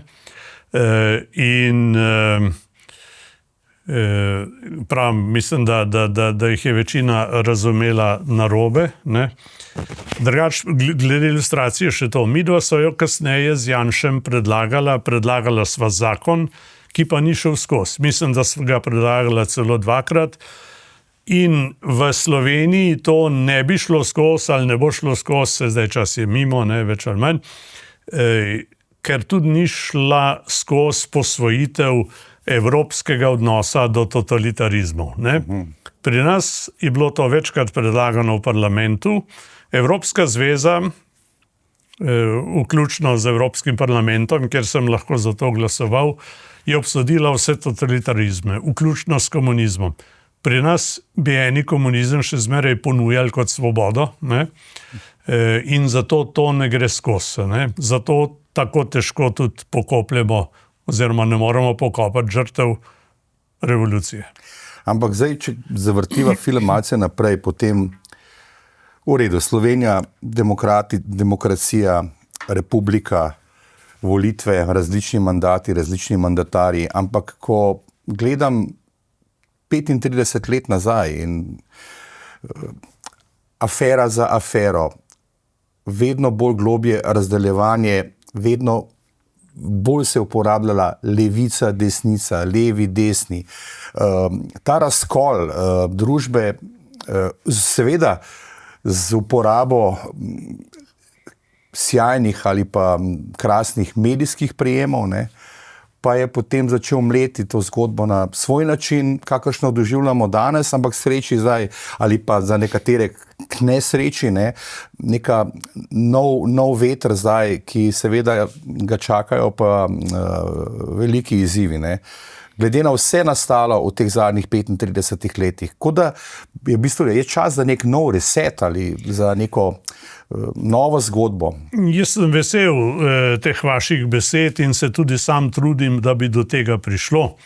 Jaz sem upal, da smo se res poslovili od starega reda 26. maja oziroma 25. junija, ne? Ampak, kot sem rekel, nam se je začel vračati koncept sovražnika z moraliziranjem, zmerjanjem, obtoževanjem, ne? In ta koncept je komunizem odigral, bi rekel, najtrše, če tako rečem. Ne? In ko gledam jaz danes parlamentarne razprave, podtikanje, obtoževanje, spotikanje, ignoriranje, ljudje se ne poslušajo, ljudje govorijo en mimo drugega, in tisti, ki najbolj užge po nekom, dobi tudi največji aplavz. Ne? Je to reality show neke vrste? To je nekaj, lejte, česar si jaz nisem želel, tudi nisem pričakoval. Ne? In mi se moramo začeti poslušati. Mi ne moramo imeti 4 leta muzeja osamosvojitve, 4 leta pa ne, pa spet 4 leta. Ali pa 4 leta zdravnikov koncesionarjev, pa 4 leta ne. Jaz mislim, da bo predno nas bo zmanjkalo, ker smo biološko zelo reveži, bi si želel, da bi vendar prišli do tega, da moramo nekatere stvari početi skupaj. In trdim, da smo jih leta 91 počeli skupaj, kljub določenemu nagajanju. Lahko govorimo o enotnosti in gotovo ostaja osamosvojitev, njene vrednote, najboljši navdih za tisto, kar moramo skupaj narediti. Lejte, če lahko omenim kar vprašanje, ki mi ga niste še zastavili, ampak mi smo demografsko pred grožnjo. Je zapisano za konec. Ampak, ja, absolutno. Ja, ta dvojna morala tudi obstaja. Ne? Dejansko, če gledava levico, ne, ki seveda se trudi biti ljudska, ne, a po drugi strani pa seveda častijo ikone, kakršne so Tito, 25 vil, Fidel Castro, Yasser Arafat in še bi lahko našteval. tukaj sploh ne gre za prihodnost in pa za neko napredek Slovenije, ampak samo zgolj za ohranjanje moči oblasti, kar so konec koncev tudi Dolančeve besede, ne, da ne more nekdo drug vladati, vladamo lahko samo mi. Potem, ko se je razprodala državna srebrnina in ko seveda ni več kaj dosti za prodati, kajti saj ni več kaj pa še slovenskega pravzaprav razen parlament.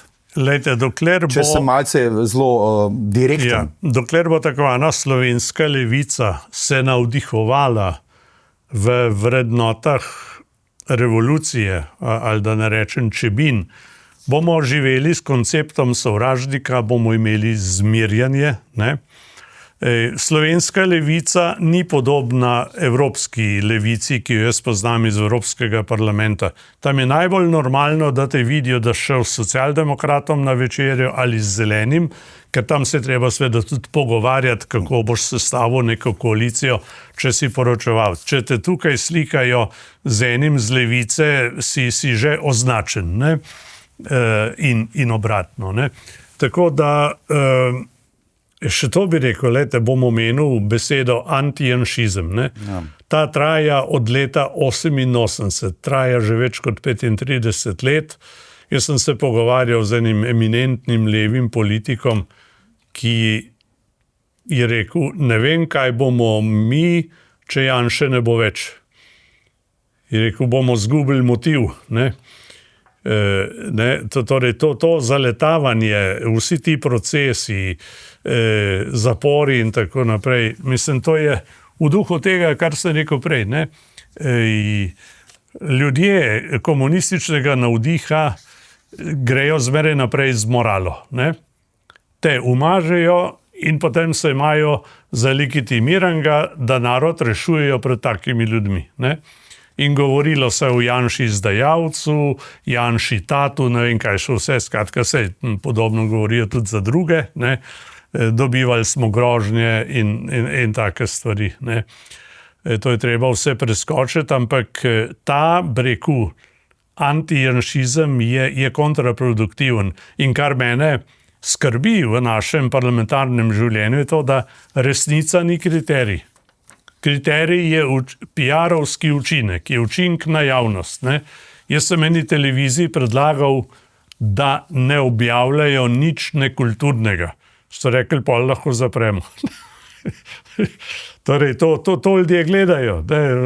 Čim več krvi teče, tem več ljudi to gleda. Ne?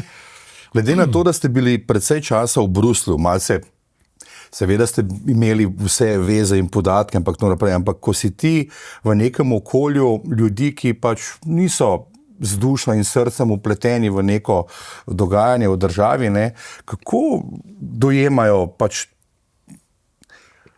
Slovenijo, ali jo vidijo kot državo, ki je napredovala v teh zadnjih 10, 15, 20 letih, ali da je tukaj prišlo do nekega šuma v komunikaciji, vidimo, kaj se dogaja, beg možganov, še bi lahko našteval, da ne bom predolg s vprašanjem.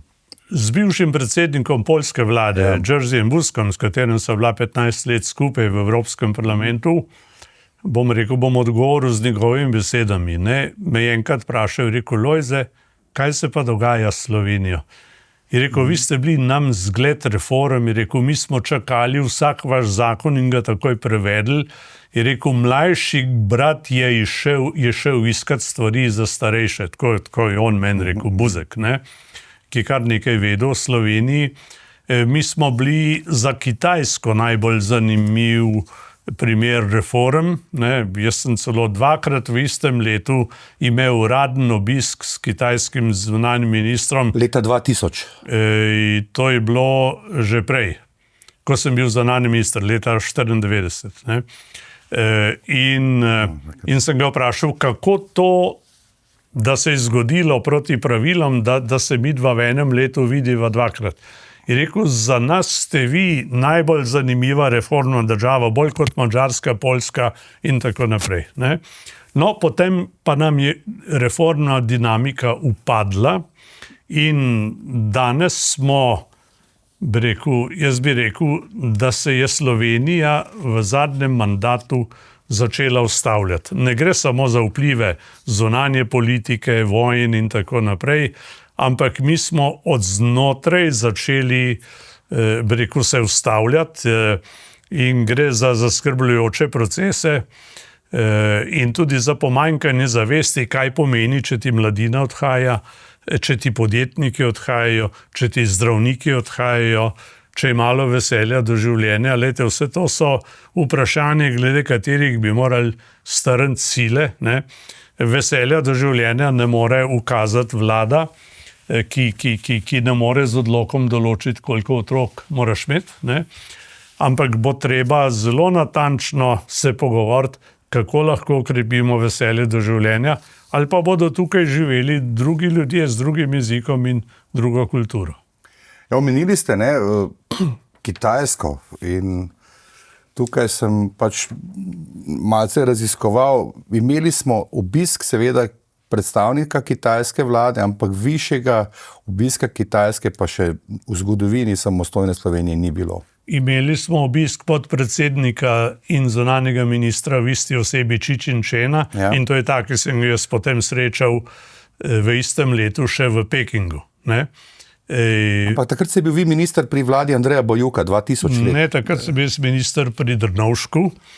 Potem in sem se tudi z vrhom kitajske politike takrat srečal in smo se zelo dobro pogovarjali. Zanimivo, ne? Pa Kitajska, vemo, kakšna velesila je danes. Ne? Veste, kaj meni rekel Xi Jinping? Ne? Ja.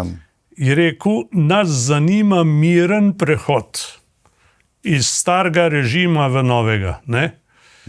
Ne, čeprav so oni ohranili, oni govorijo o socialistični tržni ekonomiji, tam je vse pod kontrolo, bi lahko rekli, ne? Ampak jih je zelo zanimalo, kako delamo to mi. Ne? Ampak kje so danes oni, ne? Če se tako poprašava? Ne? Ja, to vprašanje je seveda umestno, čeprav mislim, da tudi pri njih utegne kaj početi, ja. Ampak zame je zanimiv in rekel, lejte, še enkrat bom rekel, mi smo bili takrat v Nemčiji, so rekli Lieblingskind, ljubljenček sveta. Ljubi otrok, ja. Ker smo delali ta prave stvari, ne.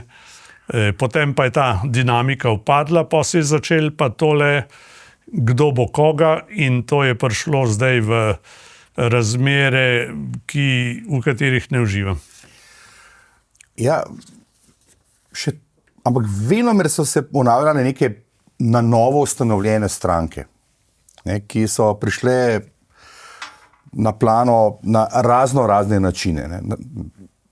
Je zanimivo, ne, kako to, da ni bilo neke tradicionalne politične kulture in pa stranke bi ohranjali nek svoj boj med sabo za tiste stolčke v parlamentu, ampak vedno neki novi obrazi, ki seveda naj bi bili všečni, svež veter v demokraciji, ampak seveda, ko resnica pokaže svoj pravi obraz, pa ugotoviš, da so to le nekaki podtaknjenci ali pa nastavljene zgodbe, ki imajo neke spet svoje interese.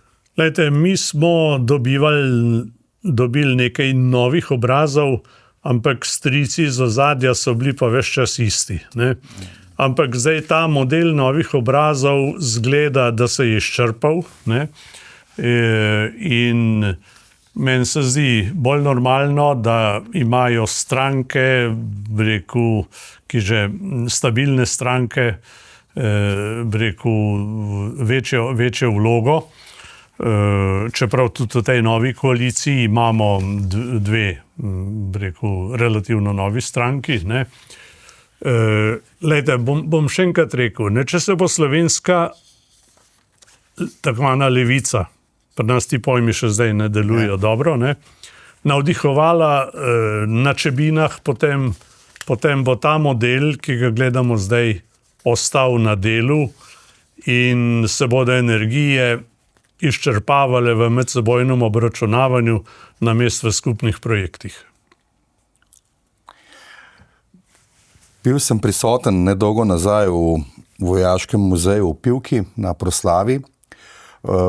Veliko simbolike, ne, je bilo tam prisotne, za tiste, ki seveda so recimo zgodovinsko vsaj malce razgledani, v smislu novega brata dvojčka, če bi smel tako reči, ne, Rudolfa Maistra, ki v sebi skriva veliko simbolike, ne, se pravi zamišljanje, ne, in ne z mečem v roki, ampak z roko na obrazu zre v tisto praznino, v neko neznano prihodnost Slovenije, ki pa za seboj seveda ima komando, ne, in pa neko veliko železja, ne, tukaj vidimo na otvoritvi.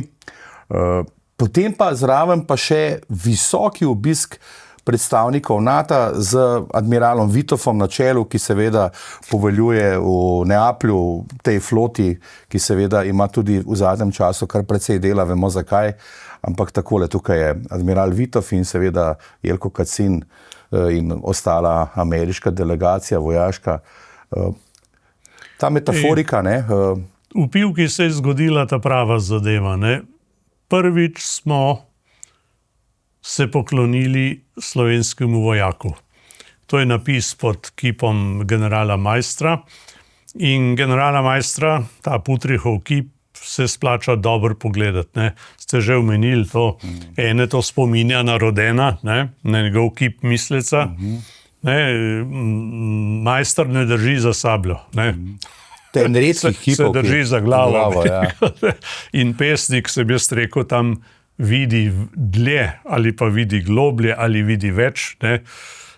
Jaz sem rekel, vprašanje, če ne bi bil pesnik, ali bi se odločil za ta tvegan korak. On je s parimi vojaki prevzel oblast v Mariboru. Ne? No in je zgled domoljubom in vojakom, Maistar, in se že vrste delajo za fotografiranje v Pivki. In še ena metaforika je tukaj prisotna, da ta konj stoji na vseh 4 nogah. Ponavadi so vojaški kipi ali ima levico ali levo nogo, sprednjo ali desno, sprednjo ali levo, dvignjeno, kar pomeni, da je ta general, vojak umrl, preminil ali bil smrtno ranjen. Ne? Tukaj pa gre za nek predah. In ta beseda predah, ne, se meni zdi zelo zanimiva, ne, da tudi Slovenija morda rabi nek predah in razmislek in pogled v prihodnost. Če zdaj parafraziramo v bistvu Maistra kot prispodobo za nov začetek. Sem vesel, da smo se pri Maistru ustavili. Tudi ta naklon konja, njegove glave, recimo, ne, tudi govori, ne, to ni bojna pozicija. Ne. Pa kugla, ne, tamle, krogla, ki ponazarja pa svet, ne, tudi to marsikdo spregleda. Ne, ta kip se ga splača meditirati, se najde v njem marsikaj in tudi se zelo lepo vidi, lahko vidiš samo nebo ob njem. Ne.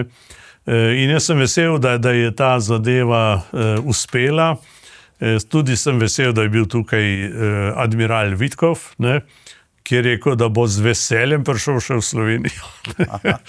Tako da tle smo pač, mislim, da je ta kip okrepil celoto tega parka.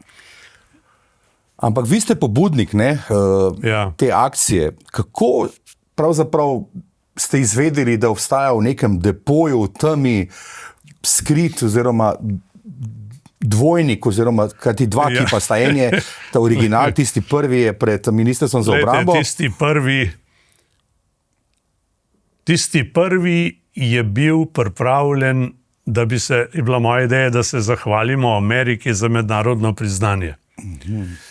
In jaz sem želel, da bi ga postavili v Clevelandu, kjer je največ Slovencev.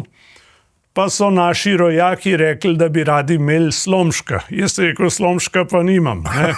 In je projekt padel v vodo. Potem sem imel idejo, da bi ga dali v Vadovice, v rojstni kraj Janeza Pavla II., ki sem ga jaz obiskal tam s kolesom. Ne?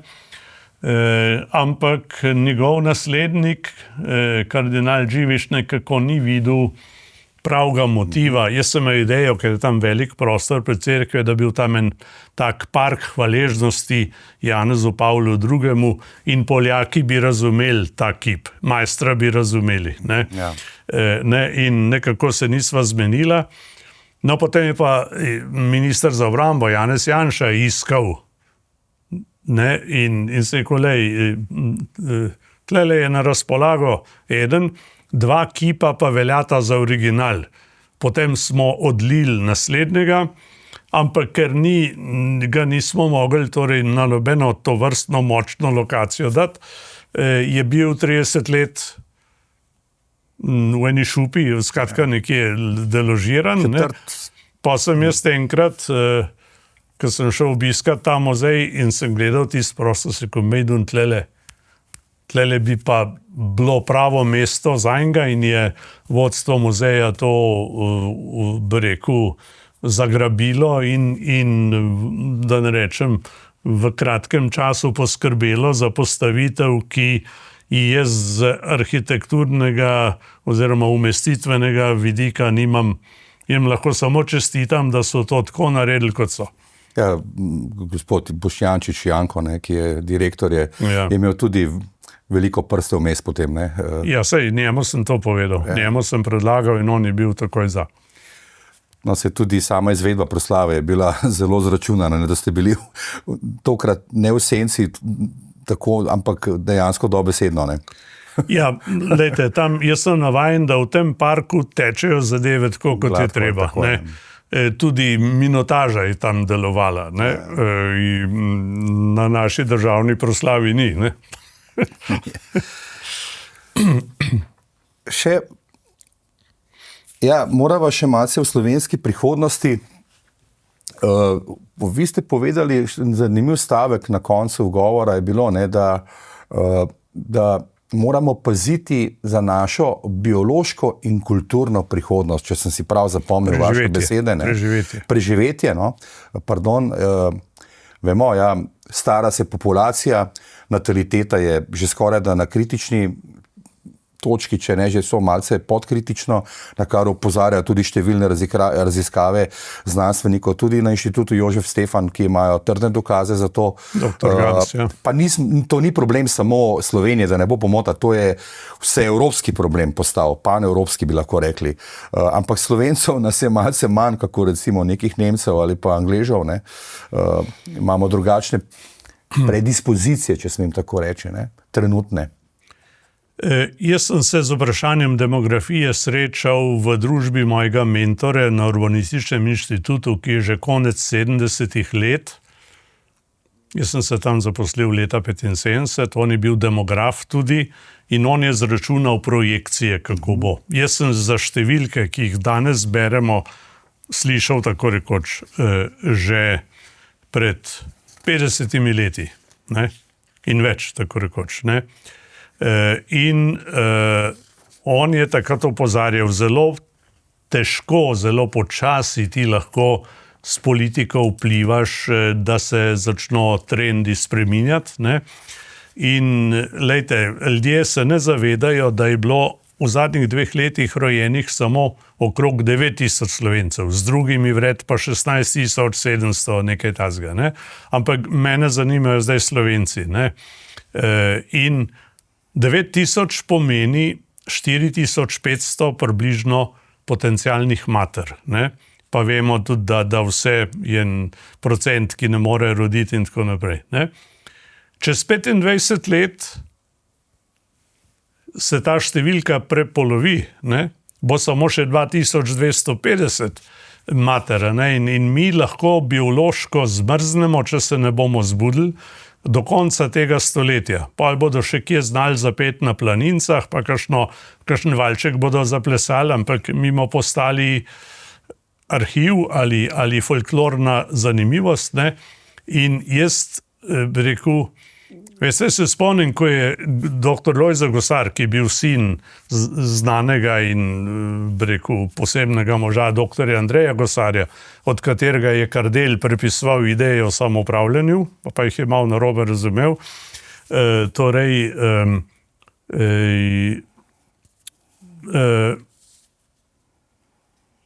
Stvar je v tem, no, da ne bom preglobok šel, da je treba. Rodnost ni samo vprašanje denarja, ne? Gre za stanje duha. Ne? Tudi če bi mi začeli zdaj stanovanjsko politiko, Lejte, če bi zdaj spet obljubili, kot je obljubil Golob, 30 ali koliko tisoč stanovanj ali mesec, ne, pa nimamo tega skoraj nič, ne, bi rekel, traja to en mandat ali traja 2 mandata, ne. Jaz mislim, da moramo mi kot nacija vsi skupaj se zamisliti, s čim lahko prispevamo k več veselja do življenja. Ja, mislim, da bi bilo dobro, da na domovini naredimo posebej zgodbo samo o demografiji, kajti zgodba je res večplastna. Tukaj so še tehnološki napredek, stanovanjska problematika in še bi lahko našteval. Migracije in pa nekako, da je tudi otrok postal kot neke vrste že tudi luksus. Če smem tako reči, misleč po mnogih. Ja. Lahko tle nekaj rečem. Lejte, mi smo zdaj tukaj spet tako vsak sebi. Ne? Za velik del levice, ne za vse, njim je vseeno, kdo pride, naj pride, sprejmemo ga, mogoče bo naš volivec, ne? Čeprav tudi to ni čist res, da vsi migranti volijo kar na levo, to ni čist res, ne? In danes je to, ste že rekli, je evropski problem. Danes se zaostruje politika do migracij, ne, in najmanj, kar je, da mi lahko rečemo, da ne sprejemamo ilegalnih migrantov, so načini, kako dobiš ti človeka, ki je kulturno komplementaren ali kompatibilen, s katerim se da, ne. In ta, bi rekel, nekontrolirano priseljevanje v Evropo je naredilo že veliko škode, ne? In tukaj bi si želel, ne, da bi mi se malo zedinili, ne? Če ne moremo brez priseljencev, ne? Potem se je treba zmeniti, koliko in pod kakšnimi pogoji, ne? In imamo tisto, da se bo to težko zmeniti, to pač lahko naredi neka vlada, ampak ne moramo imeti 4 leta, naj pride kdorkoli, 4 leta pa bi rekel omejevanje priseljevanja oziroma ilegalnih migracij. Ne? Vsekakor je tudi tukaj kar pošten krivec tudi Evropska unija, ne, ki svojo migracijsko politiko dela velike napake. Oziroma... Pa se spomnite, ko so masirali Viktorja Orbana. Ne? Ja. On je zahteval, je postavil 2 kriterije. Rekel, hočem, da vem, kdo so, ki grejo čez mejo, in hočem, da grejo čez kontrolirane prehode. Danes je to evropska politika. Ne? Ja. Mi smo pa imeli tukaj, smo procesirali skoraj 500 000 ljudi, ki so jih na avtobusu povprašali za dokumente, jih niso imeli. Vsak tretji pa rekel, da se imenuje Janez. So nekako slišali, da je v Sloveniji predvsej Janezov. Lejte, to je bila ena posebna zgodba, posebna vaja, ki je povezana sveda z Merklovo in njenim Wirtschafenes. Bomo uredili, danes je politika drugačna. Še takole bi vas absolutno rad vprašal, kajti 15 let, če se ne motim, ste preživeli v teh evropskih klopeh. Imate mnenje, da tudi mediji generalno gledano ali pa tudi ljudje morda malce premalo vemo, kaj se dogaja in kako pomemben je ta Evropski parlament? Sam priznam, da ga vedno več spremljam, kajti potem ti je lažje slediti tudi spremembam, ki prihajajo potem k nam, ne? In kaj se dejansko dogaja z nekimi zakoni, ki potem res vplivajo na resnično mase ljudi. Kogar Evropski parlament zanima, ga lahko spremlja v slovenščini na 3. programu. Ne? In tam se gotovo dogajajo zanimive stvari. Je pa zdaj struktura malce drugačna, kot je bila leta 2004.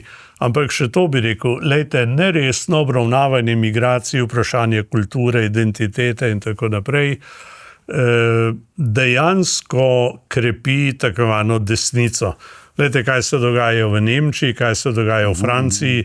ADF v Nemčiji napreduje, desnica v Franciji napreduje. Ne? Mi bomo lahko dobili zelo drugačno strukturo. Španijo sva pozabila morda, ne? V relativno kratkem času. Ne? In to ne bo nujno prispevalo k več enotnosti v Evropi. Ne?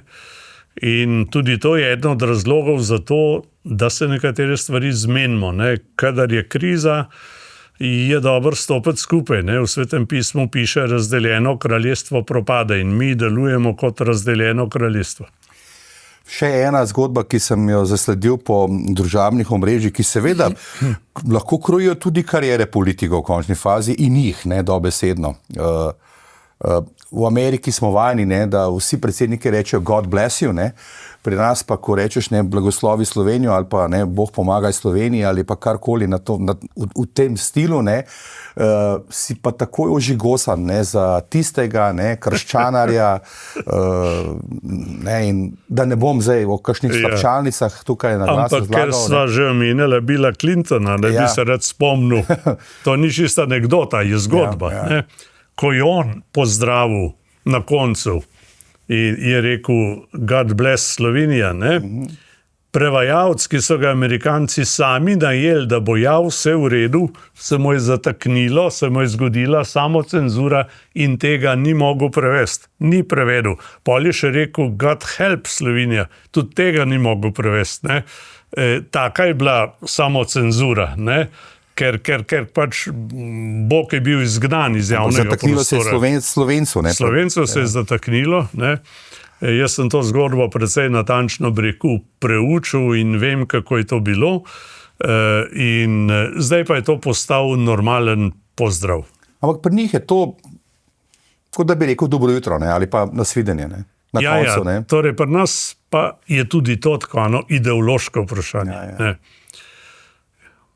Ideološko vprašanje, to sem hotel še preneči, je bilo takrat, ko je dr. Lojze Gosar na to opozarjal, za partijo je bilo vprašanje rodnosti cerkveno vprašanje. Ne, če s tem se ukvarja cerkev, ne, in je to dolgo tako trajalo, potem je Janez Malačič, moj kolega z ekonomije, začel o tem pisati, se je malo bolj prijelo, zdaj pa to zelo močno dela dr. Gams in mislim, da je danes malo več zavesti o tem, ampak akcije prave še ni. Upam, da bo vlada kmalu kaj pokazala. Ja. Imeli pa ste znanca, prijatelja, ne, ki je bil zelo v akciji, ne, kar nekaj časa, da je zbral material za tole knjigo. Ne. Lojze iz Čučnje vasi, to je na Dolenjskem, ne? Nekje na Dolenjskem. Nekje na Dolenjskem, ja. Kjer se rado poje, pije in seveda tudi veseli. In kjer so meseci sami maji, rekel Pavček. Bomo seveda z veseljem tole, ko bo priložnost, prebrali in naredili z vami še kakšno drugo zgodbo, morda zgodba o Lojzetu Peterletu, ki ga morda poznamo, ali mislim, ki ga ne poznamo iz političnih parketov, ampak malce drugačnih. Govorila bi lahko še o čebelarstvu, kjer se ogromno pripomogli tudi, pa o vaših orglicah in glasbenih podvigih z raznimi politiki, pa morda o tem, da ste bili, da ste še danes v navezi z nekdanjim svetovnim reli prvakom Arjem Vatanenom, ne, ki je tudi bil evropski poslanec na Finskem. Pripravil pa sem eno zaključno misel. A lahko sam rečem, Izvolite. Ker ste bili pozorni glede tega zbornika, ki je prijateljski poklon, na katerega nisem računal. Lejte, zakaj naslov Lojze iz Čužnje vasi? Za Čužnjo vas noben ne ve. Ne? To je včasih rekel slovensko Kosovo. Lejte, to noben ne ve za te kraje, razen tistih, ki smo tam rojeni. 45 let smo poslušali neravno prijetnih besed o veri, krščanstvu, cerkvi in tako naprej. Pa pride iz te Čužnje vasi nek Lojze in prevzame vlado. Lejte, njim so se lučke pržigale, ker se je to dogajalo. Kot sem prej rekel, so nas podcenjevali, so nas se malo posmehovali. Tu notri so pa tudi prispevki neravno krščanskih demokratov, Boruta Pahorja, Toneta Partliča, mojega takratnega generalnega sekretarja Čerina, ki vsi govorijo o enem spoštovanju, enem zaupanju, tako da sem hvaležen prijateljem, da so poskrbeli za ta poklon. Če ste pa celo knjigo prebrali, so ste morali pa odločiti za nadaljevanko. Še o 3 datumih bi rad spregovoril. 29. junija ste praznovali rojstni dan, tako da vam želimo vse najboljše. 26. 35 let Slovenije, v vaših letih izgledate super mladostno, tako da To pravijo tudi mlajše od 90 let. Super, krasno. Potem pa še v naključju dveh datumov, ne? Plebiscit 23. december in pa osamosvojitev 26. juni.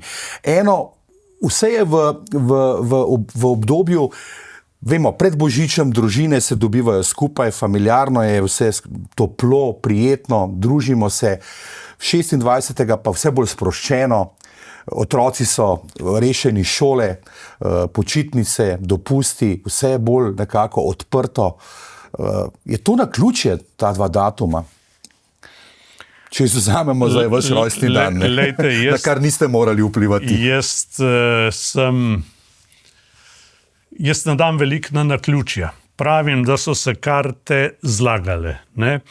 In tudi to, kar se je zgodilo v Poljčah, ne? Je del tega. Ne? Ta je bil marsikdo presenečen. Ne? Namreč moram povedati, tudi zato, ker se rado pove, da je naš kolega, poslanec socialistov Ivo Danev, pravijo, prvi predlagal plebiscit formalno. Ne? Ampak mi smo se o plebiscitu pogovarjali tudi o demosu. Tudi tam je veljalo, da je treba to narediti s plebiscitom, ampak smo se verjetno bolj pod vplivom Franceta Bučarja odločili, da gremo po ustavni poti. Ne? In tega se je vlada držala. Potem pa je prišlo do tega potiska, če tako rečem, nekega kroga znotraj demosa, ki je ocenil, da se dogajajo čudne stvari na jugu in da je treba zadevo pospešiti. Ne? In potem se je demos odločil za plebiscit. Datum je bil zadet, bi temu rekli. Ne? Takrat so tudi naši zdomci prihajali domov, ne? Je tudi z tega bil kakšen glas več in prej ste menili, da slovenstvo, takrat je bilo prebojeno vse slovenstvo, si upam trditi, ker sem tudi z njimi komuniciral. No in tole božično razpoloženje je bil, bi rekel, naklonjen okvir. Ne? Verjetno bilo to drugače, če to naredili 7. februarja ali kaj takega. Pa ni naključje, ali je? Ne, ni naključje. Ne? Ampak ta datum je potem udaril Jože Pučnik, če tako rečem. Torej je bilo premišljeno? Absolutno je bilo premišljeno. Ravno zaradi tega, kar sem omenjal, pač, da nekako smo bolj skupaj kot družina povezani. Se pravi, je bil tle nek vrednostni ali simbolni kontekst, ne? In jaz mislim, da smo se odločili za pravo stvar. Ja. Takole bi vam samo še prebral, bi vam neko zaključno misel iz vsega tega, kar smo danes, oziroma kar ste nam zaupali. Človeka lahko uničiš, a ne moreš ga poraziti, če stoji za resnico in predvsem, če stoji za pravico. In slovenska resnica nikoli ni bila lahka. Bila je trda, bila je težka, kot tisti bronasti majster, ki danes pred komando v Pivki zamišljeno zre v prihodnost Slovenije. Nekateri še vedno verjamejo, da jim ta naša zemlja in njena oblast pripadata za večno, a oblast je zgolj prehodni čas med zidovi parlamenta. Prava svoboda je nekje drugje. Je v pogumu, da poveš resnico in v boju za pravico, ko vsi drugi molčijo. Tako da bodite ponosni, bodite pametni, razmislite in takrat, ko je potrebno, bodite majstri. Amen. Tako. Gospod Lojze Peterle, hvala za vse res tele čudovite zgodbe in upam, da se družimo še kdaj. Z veseljem. Tako je. Ja, tako, tudi ostale zgodbe, podcaste lahko spremljate na omrežjih YouTube, Spotify in pa seveda tudi vse sveže novice, debate, polemike na družabnih omrežjih, kot so Facebook, Instagram, TikTok in pa tudi nekdanji Twitter X. Tako da bodite ponosni in ko je potrebno, bodite majstri.